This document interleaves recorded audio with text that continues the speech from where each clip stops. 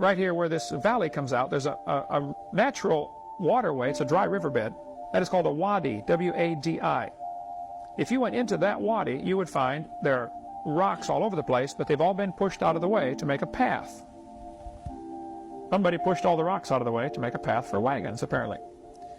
That dry riverbed, the wadi, ends up at that white dot, which you can barely see from this satellite map. That white dot is actually this giant beach. Off to the right, you can see where that wadi comes into it, that dry riverbed. And at the bottom of that beach, way down there, which would be the south end, at the south end, Ron Wyatt found this pillar.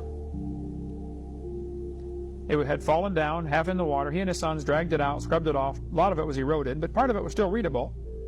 And it basically said something to the effect of, this pillar was erected by King Solomon to commemorate the crossing of the Red Sea.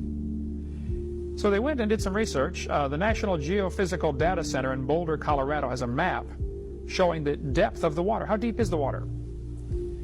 Above this red arrow, you can see where it says the Elan Deep, or Elat Deep. It's nearly 5,000 feet deep. The Gulf of Aqaba is. Incredibly deep water.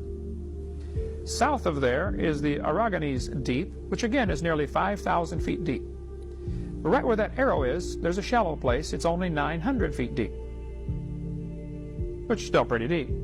But 900 foot in 8 or 9 miles is a nice gentle slope down and a nice gentle slope up. Easy for wagons. There's an underwater land bridge right there. He says they walked across on dry ground, 900-foot wall of water on both sides. He went out to as deep as they could go, 100 feet or whatever, 150 feet with the scuba equipment, and found all along, as far as they could go, chariot wheels with no chariots attached to them. And chariot bodies crumbling badly, poorly conditioned, with no wheels on them. They found horse skeletons and human skeletons crusted over with coral. The chariot wheels, you can see one here in this picture. It's kind of hard to see, but it's gold-plated wood, but the wood has rotted out. There's only one Egyptian dynasty that used 4-spoke, 6-spoke, and 8-spoke, all 3 types used in this one dynasty.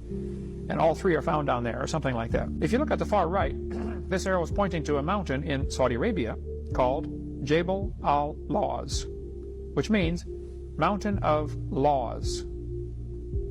It's been labeled that for centuries. Could Mount Sinai be in Arabia?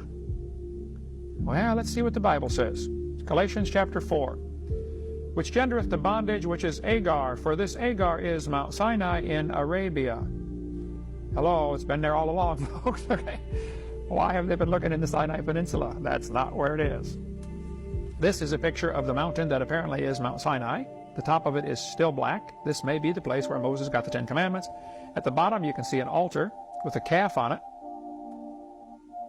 This may be the altar that Moses or Aaron set up. Okay. God told Moses to stand upon the rock. He said, thou shalt smite the rock, and water will come out that the people may drink. Of course, most Bible pictures will show a little stream of water coming out. How long would it take to water 2 million people plus their cows and sheep? Hello, it'll take a little while, wouldn't it? This Bible map or Bible picture shows a little bigger stream. Well, that's getting closer.